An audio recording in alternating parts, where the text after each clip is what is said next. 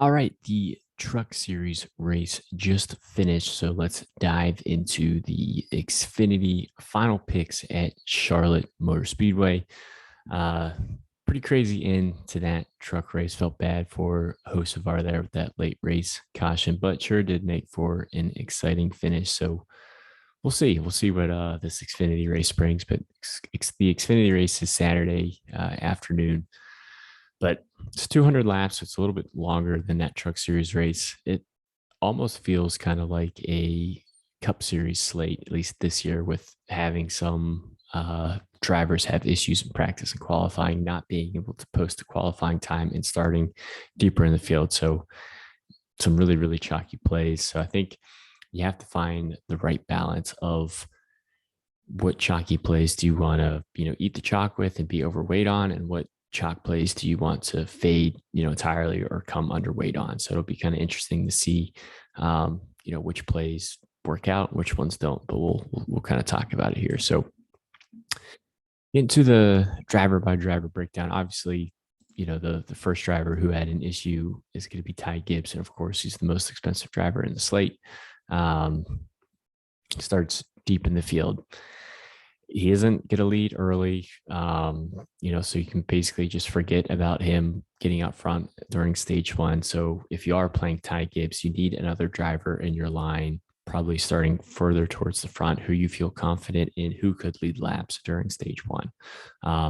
If you think Ty Gibbs could theoretically get up to the front later in the race, or even if he can just finish top five, top eight, with all those place differential points, maybe pick up some fast laps on the way. But if you're playing Gibbs, you have to play that narrative out in your head of like, okay, I need someone else in my line to pick up the potential dominating points that I think maybe Gibbs can pick up later on in the race. Or maybe you don't think Gibbs gets out front at all. I mean, we've seen how fast the junior motorsports cars have been recently. So, maybe Gibbs is a driver you want to fade because he's going to carry a ton of ownership. And if you're fading Gibbs, it allows you to get, potentially another junior motorsports driver into your line. So you kind of have to ask yourself, some of those questions. I think, with Gibbs, he's going to be extremely high owned. So I think if you're playing him, you just, hit him really hard and try to spread out your ownership. Maybe, pairing him with an Allgaier, pairing him with a Sam Mayer, a Priest, whoever potentially might be as that early lap leader, and then try to get different with your different dominators. Or, like I said, you just fade Gibbs entirely and say, hey, screw it. I'd rather play Gragson and Allgaier together because I don't think Gibbs can get those dominator points. I'd rather, hope that he busts and, take my line elsewhere. So it'd be interesting. If you are playing Gibbs, I think if you do need an early lap leader, I think Justin Allgaier is a pretty safe bet. He's led laps, I think, in like 3 of the last 4 races, something like that. Really fast, top 5 practice times, top 5,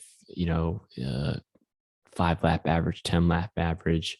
Junior motorsports cars have been fast. I mean, he is an experienced driver, so he could be a good potential early lap leader. Same with, Sam Mayer. I mean, he's a lot cheaper on the slate. He's $9,100, but starts first.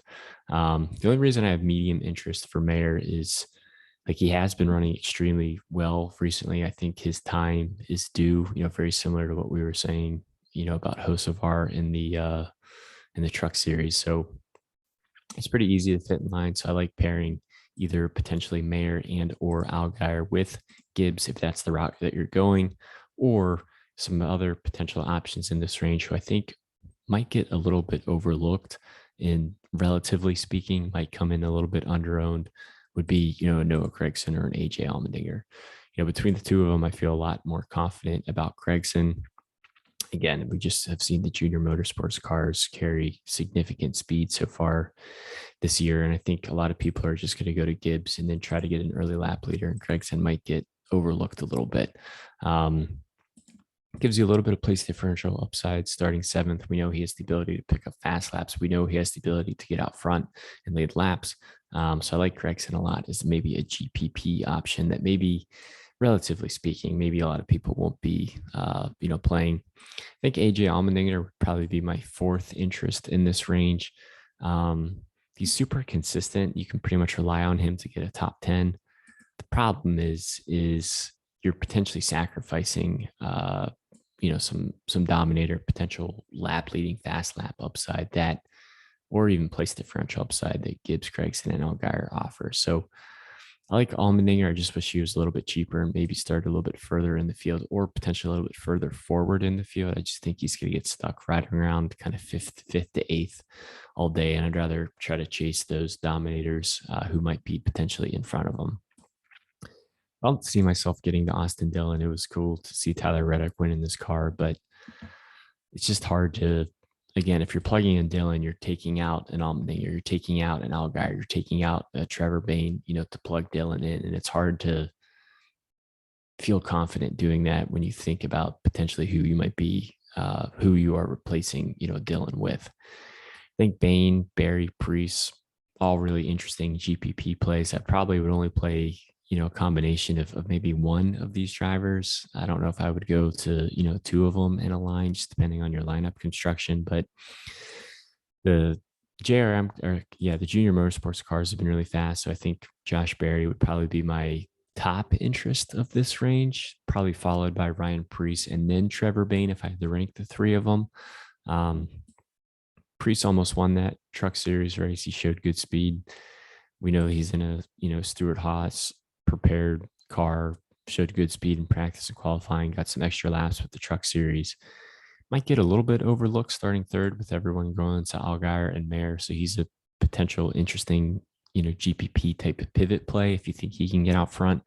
Same with Trevor Bayne. I think Bayne's going to come in pretty low owned, relatively speaking. And the JGR cars haven't been that good, relatively speaking, to, the junior motorsports cars, but he had the practice times and he still qualified well and he has that track position, and I don't think he's going to carry a lot of ownership. So I might bump him down to medium. You can get our final interest levels at Fast Cars FM. We just kind of went through this actually in the middle of the Truck Series race. So any final tweaks, we'll post them over on our Twitter page. And then you get down to Sam Mayer. So, the pole sitter always carries, usually they see a little bit of an ownership bump. So I think Mayer is going to carry a decent amount of ownership. I like him a lot. I just feel a little bit more confident in Allgaier. I know Allgaier is significantly more expensive than Mayer, but like I said, Mayer, he's been running a lot better as of late, so I can feel more confident plugging him in. And it does give you a significant amount of salary relief if you go with Mayer, especially if you think he's the early lap leader, and then it allows you to, fit in Gibbs and maybe another potential GPP play like Josh Berry or Ryan Preece or something like that. So we'll see. Getting down to the 8K range, I just don't really see the upside from Brandon Jones and Daniel Hemrick. I'd much rather pay up for the 9K range. I like the 9K range a lot. Not too crazy on the 8K range, except for some of the obvious, kind of place differential plays here. So Herbst was another driver who unfortunately actually wrecked his car in qualifying. So he will be going to a backup car, but it's still a Stewart-Haas car.